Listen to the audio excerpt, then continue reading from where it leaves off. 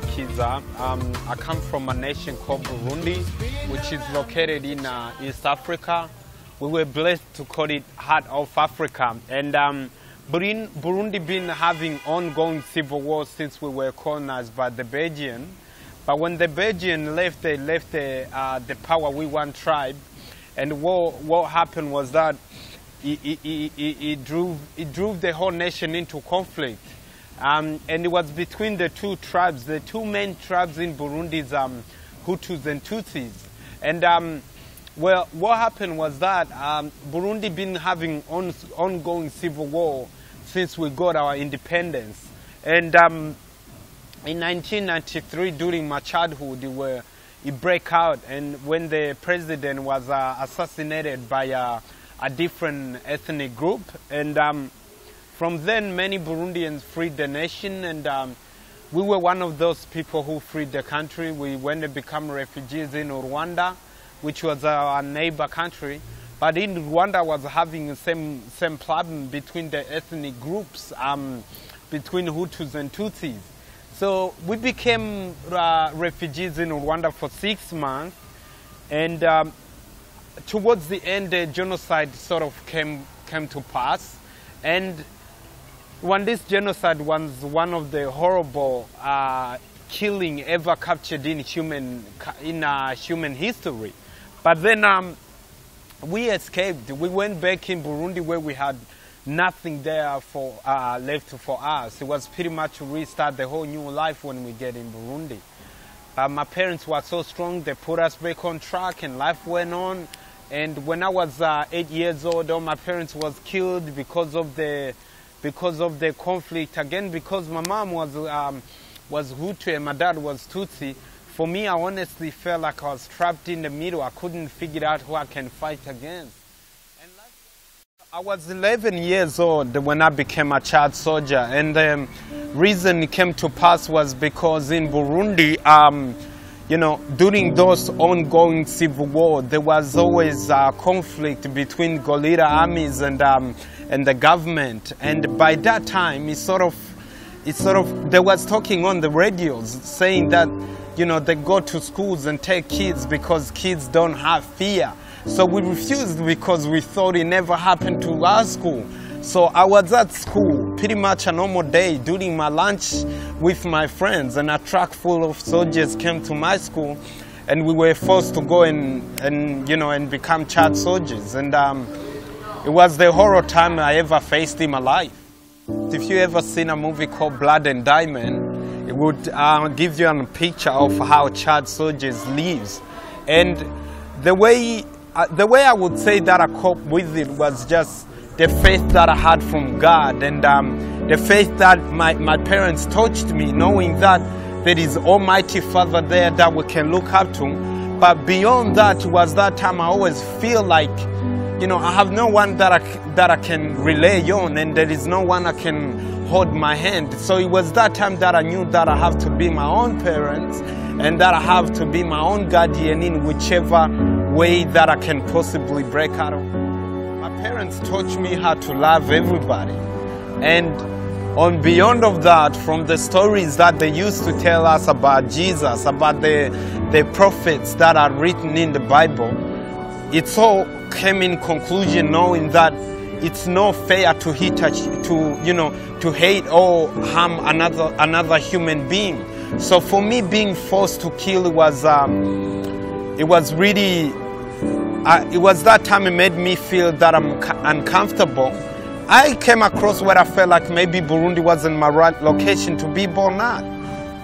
It was really rough. So, you know, being in a military, you just have to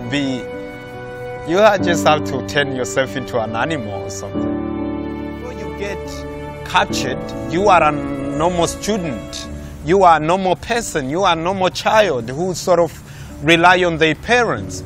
But when you get taken away, these people try to feed you with drugs. They try to feed you with alcohol, just for you to sort of feel like you don't fear anything.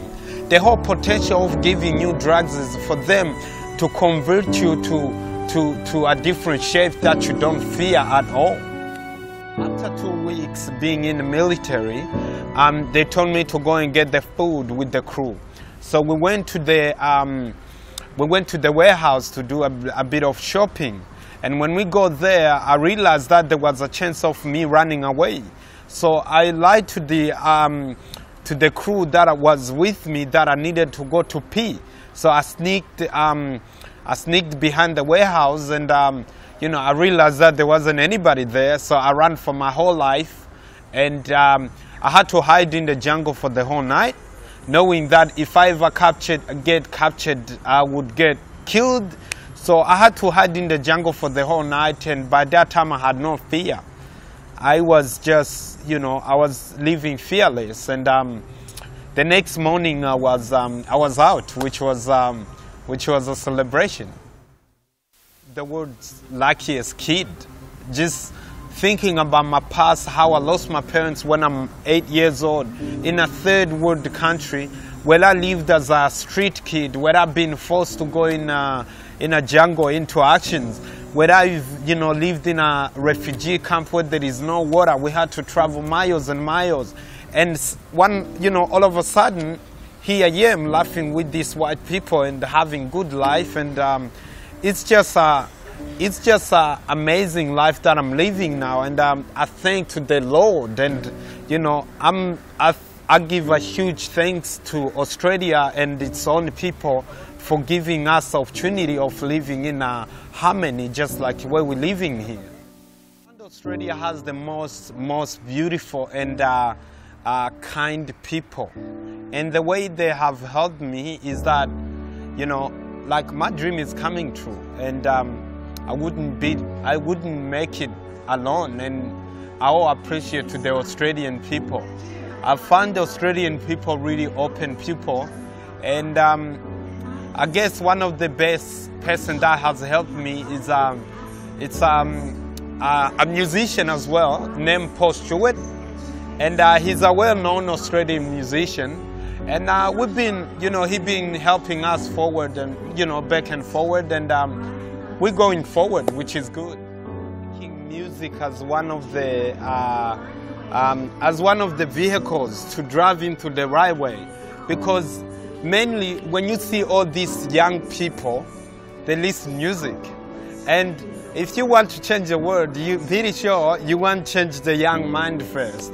And, you know, I found music as one of the first ways that I can use to. And at the point that I've got a talent into it, I feel like it's the only way that has came through me to be able to change the world. And to people out there, to people who does music out there, just know that music changes the world. And if you can use the positive message, you have no doubt of changing the world. Is that sort of having this conflict, it would, for them, especially the government, to realize that young people, they are future of tomorrow.